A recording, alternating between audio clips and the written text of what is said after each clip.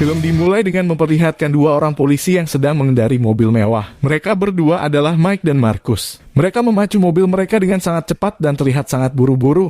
Mereka seolah sedang mengejar penjahat yang sangat berbahaya. What the hell are you doing? It's called driving, Marcus.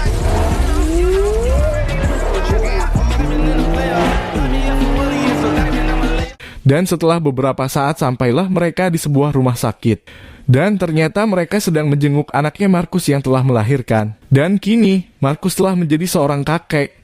Scene beralih ke sebuah penjara yang ada di Meksiko. Di sana ada seorang napi wanita, dia bernama Isabel Artas. Beberapa saat kemudian ada sipir yang mendekatinya dan kemudian sipir itu ditikam dan kemudian dikeroyok oleh napi yang lain.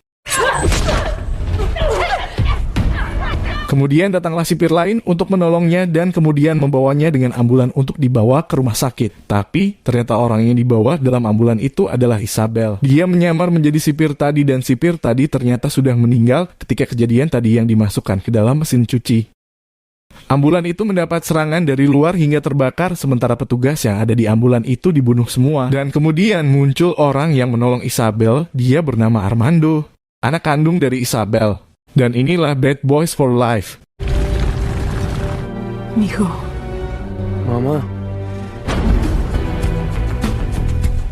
Film ini adalah sequel ketiga dari film Bad Boys. Film ini akan mengisahkan Armando yang akan membalaskan dendam kepada orang-orang atau pejabat yang telah menjebloskan ibunya ke penjara dan membuat ibunya menderita. Di mana salah satu target Armando adalah tokoh utama kita, yaitu Mike. Apakah Armando akan berhasil membunuh Mike? Oke, tanpa berlama-lama saya mengucapkan selamat menonton.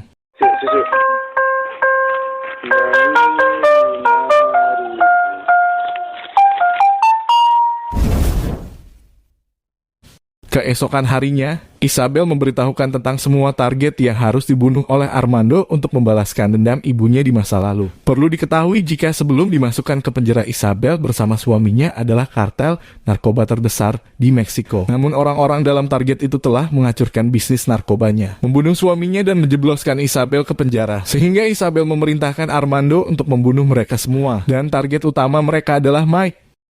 Él muere al último. ¿Y la gente que destrozó nuestra familia? Scene berganti di sebuah pelabuhan di Miami. Armando sedang mengambil uang yang disembunyikan Isabel dan suaminya sebelum masuk penjara, di mana uang itu akan digunakan untuk membayar hutang mereka kepada kelompok kriminal yang lain. Namun mereka berkhianat dan akan membunuh Armando untuk menguasai uang itu sendirian. Tapi di luar dugaan mereka semua dibunuh dengan sangat cepat oleh Armando menggunakan senjata khas Minang, yaitu karabit.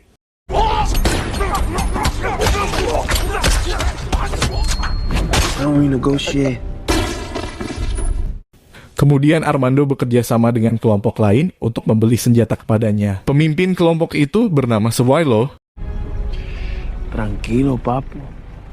Di tempat lain di sebuah bar di Miami, seluruh anggota polisi sedang merayakan kelahiran cucu dari Marcus. Kemudian Mike dan Marcus mengobrol berdua di mana Marcus berencana akan pensiun setelah lebih dari 25 tahun menjadi polisi. Perlu diketahui jika film Bad Boys pertama dirilis tahun 1995 dan film ini dirilis tahun 2020, jadi menurut alur ceritanya mereka telah memberantas kejahatan selama lebih dari 25 tahun. Dan sekaligus Marcus akan memberikan waktu untuk keluarganya setelah cucunya lahir. Namun Mike menolak hal itu karena Mike masih ingin beraksi memberantas kejahatan. Kemudian mereka bertaruh untuk adu lari di pinggir jalan di dekat sana, di mana jika Marcus menang, maka mereka akan pensiun. Namun jika Mike yang menang, maka mereka akan melanjutkan tugas mereka untuk memberantas kejahatan. Mereka segera beradu lari, namun tiba-tiba ada pengendara motor yang menembakkan 3 peluru di perut dan dada Mike, yang membuat Mike tidak sadarkan diri, dan sudah bisa dipastikan bahwa orang yang menembak Mike adalah Armando.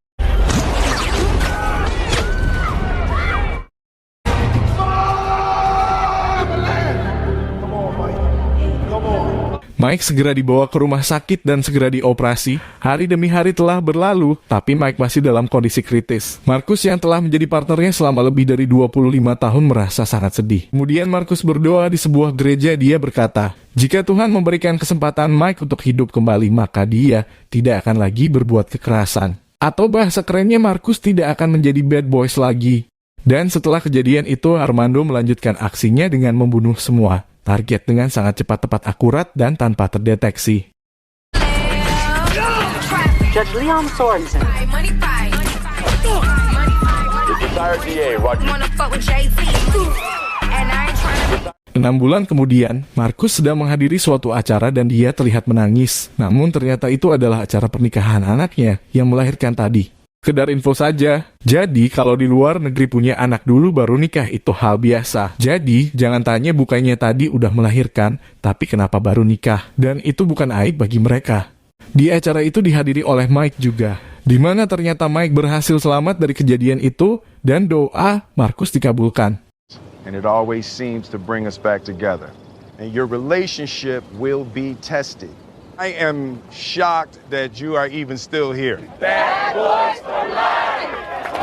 Mike berencana akan membalaskan dendam kepada orang yang menembaknya. Dan dia minta tolong Markus untuk berjuang bersama lagi. Tapi ternyata Markus menepati janjinya kepada Tuhannya dan kini dia telah pensiun. Setelah perdebatan yang cukup lama, akhirnya dengan berat hati, Markus menolak permintaan Mike. One last time. Bad boys. I need this. I'm asking you. No, Mike. Keesokan harinya Mike akan mencari informasi mengenai orang yang menembaknya. Mike mendatangi pria besar di sebuah penjualan daging. Mike menanyakan siapa orang yang menjual senjata yang dipakai untuk menembaknya. Dan setelah menghajar orang itu, akhirnya Mike mengetahui siapa orang yang menjual senjata itu. Dia adalah Booker Gracie.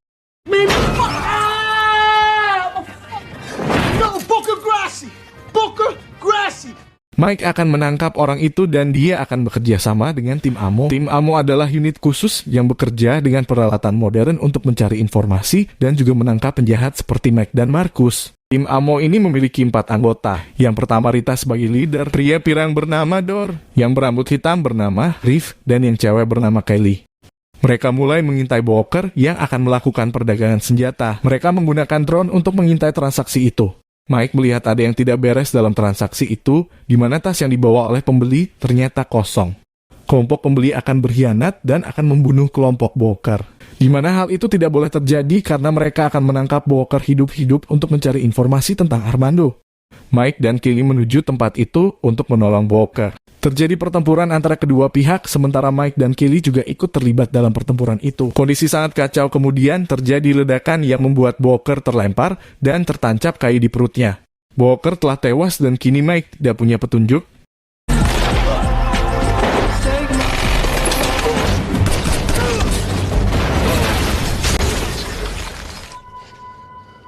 Ay, Dios mío. I ask you for once, please! He's dead! Di tempat lain, Markus yang sedang bersama keluarganya tiba-tiba ditelepon oleh seorang informan yang bernama Remy. Dia mengatakan bahwa dia sedang diburu oleh orang yang menembak Mike. Kemudian dia minta tolong kepada Markus untuk bertemu pada suatu tempat. Markus menelpon Mike dan mengajaknya ke tempat itu. Beberapa saat kemudian mereka sampai pada tempat yang dijanjikan. Baru saja turun dari mobil, tiba-tiba ada orang yang jatuh menimpa mobil mereka. Dia adalah Remy yang telah dibunuh oleh Armando. Mike segera menuju atas dan langsung berkelahi dengan Armando. Mike sempat membuka helm Armando dan melihat sedikit wajahnya. Pertarungan dilanjutkan namun Armando berhasil kabur dengan motornya.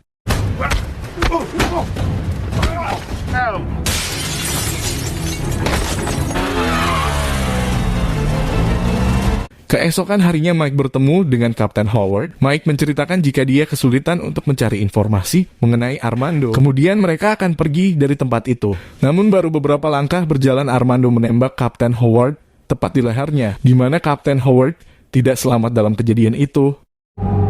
Get him.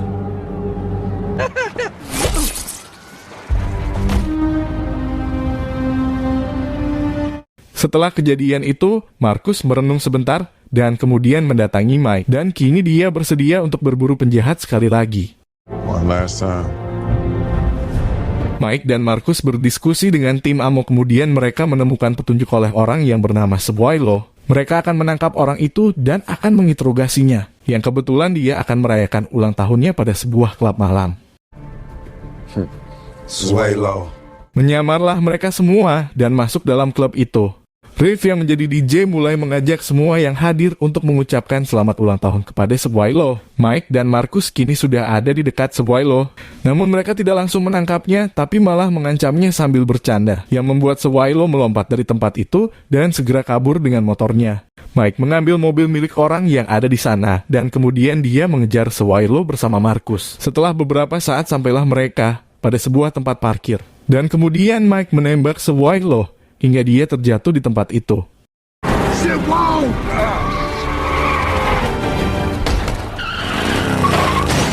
Mereka segera membawa Sewilo yang pingsan ke dalam mobil. Namun tiba-tiba para anak buah Sewilo datang dengan menggunakan motor.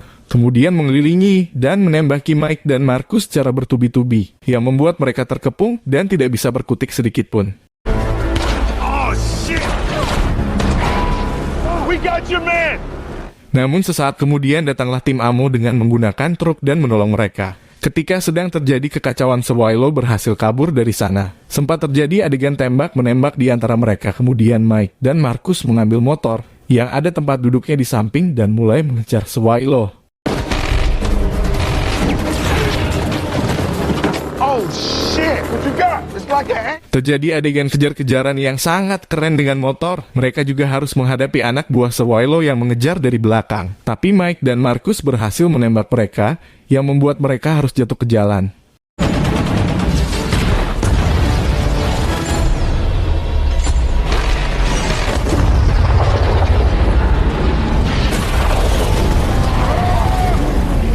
Ketika sudah dekat dengan Sewilo dan akan menembaknya, tiba-tiba datanglah Armando menggunakan helikopter kemudian menembak Mike dan Marcus dengan basoka. Tapi Mike melepaskan sambungan kursi Marcus dan bisa menghindari tembakan itu.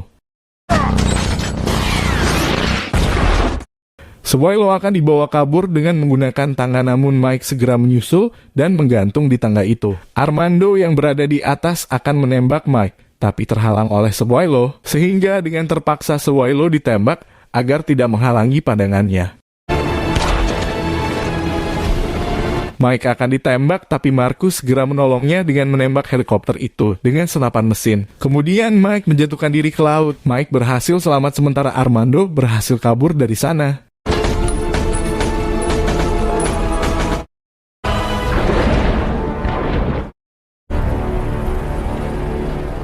Setelah sampai di markas, Mike meminta Don untuk membuka data yang ada di HP milik Sewilo yang dia dapatkan tadi.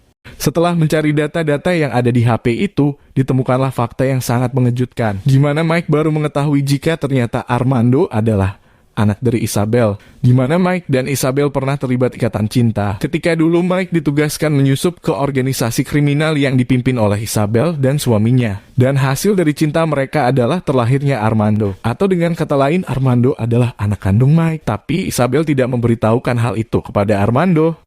Hal ini membuat perasaan Mike campur aduk antara merasa bersalah karena tidak merawat anaknya, dan juga bingung karena sekarang anaknya menjadi musuh yang harus dia bunuh. Oh, man. Oh.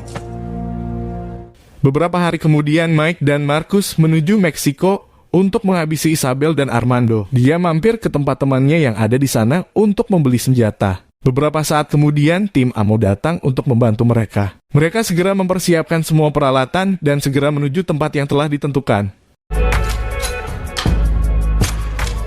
Mike datang sendirian ke sebuah kastil tua untuk menemui Isabel. Marcus masuk dari belakang dengan mengendap-endap, sementara tim Amo mengawasi mereka dari jauh menggunakan drone. Awalnya semua berjalan dengan lancar, namun ternyata ada pasukan musuh yang bersembunyi di semak-semak di dekat posisi Marcus. Tim Amo berhasil mendeteksi ada pasukan musuh, kemudian mereka segera menyusul ke tempat itu. Kembali kepada Mike. Ketika sedang berdiskusi dengan Isabel, tiba-tiba Marcus sudah tertangkap, dan pasukan Isabel telah mengepung mereka.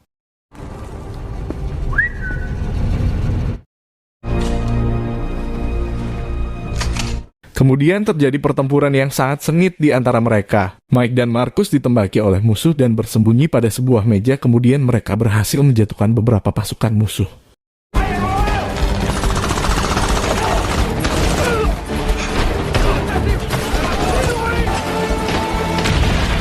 Mike dan Marcus bersama tim Amo bergerak bersama dengan sangat kompak dan terlatih, sehingga mereka berhasil menghabisi semua anak buah Isabel yang ada di sana.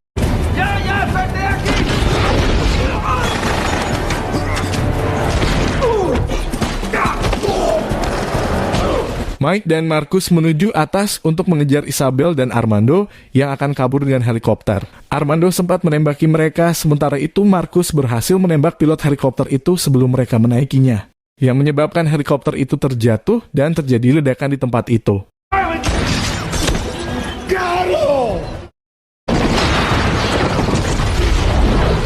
Api menjalar ke seluruh ruangan, namun Mike dan Marcus masih berada di lantai atas. Sementara tim Amo mencoba keluar dari sana.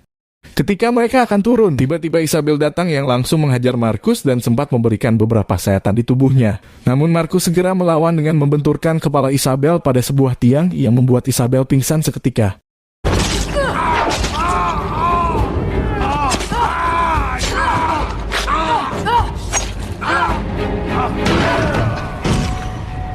Sementara Mike harus berhadapan dengan Armando, mereka bertarung dengan sangat sengit.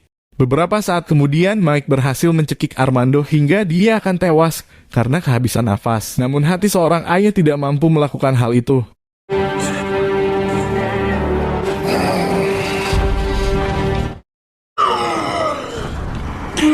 Armando dilepaskan dan dia mengatakan bahwa Armando adalah anak kandungnya. Namun Armando tidak percaya akan hal itu dan menghajar Mike beberapa kali tanpa dibalas oleh Mike sedikit pun. Mike akan dijatuhkan ke dalam api, namun sesaat kemudian Isabel datang ke tempat itu. Armando bertanya kepada ibunya, apakah dia ayahku? Isabel menjawab jika Mike memang ayahnya. Belum sempat bertanya lebih jauh, Isabel langsung menembak Mike. Tapi Armando dengan sigap melindungi ayahnya dengan menggunakan tubuhnya. Es mi papá. ¿Cierto lo que dice? Yes. Armando tertembak di dada bagian atas. Sementara Isabel akan menembak lagi, namun Rita segera datang dari belakang. Kemudian menembak Isabel berkali-kali hingga membuatnya terjatuh ke dalam api dan Isabel tewas seketika.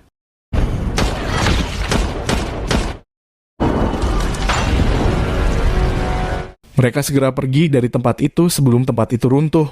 Kemudian mereka segera memberikan pertolongan pertama kepada Armando. Dan mereka semua selamat. I'm your Uncle Marcus, but we'll talk about that later. Beberapa hari kemudian, Mike dan Marcus bersama tim Amo sedang merayakan diangkatnya Rita menjadi kapten polisi di Miami untuk menggantikan Kapten Howard yang telah meninggal kemarin. Di tempat lain, Armando kini harus mendekam di penjara akibat kejahatan berat yang dia lakukan sebelumnya. Sesaat kemudian, Mike datang dengan membawa sebuah berkas. Kemudian ia menawarkan sebuah kesempatan untuk menebus kesalahannya, yang kemungkinan Armando akan diperintahkan atau diajak untuk menjalankan misi atau menangkap penjahat yang berbahaya. Dengan imbalan akan dikurangi masa hukumannya atau bahkan akan dibebaskan. Sepertinya akan ada sequel untuk Bad Boys 4. Patut untuk kita nantikan. Dan film pun berakhir. Terima kasih telah menonton video ini. Jika ada kritik dan saran bisa ditulis di kolom komen. Dan sampai jumpa di video selanjutnya.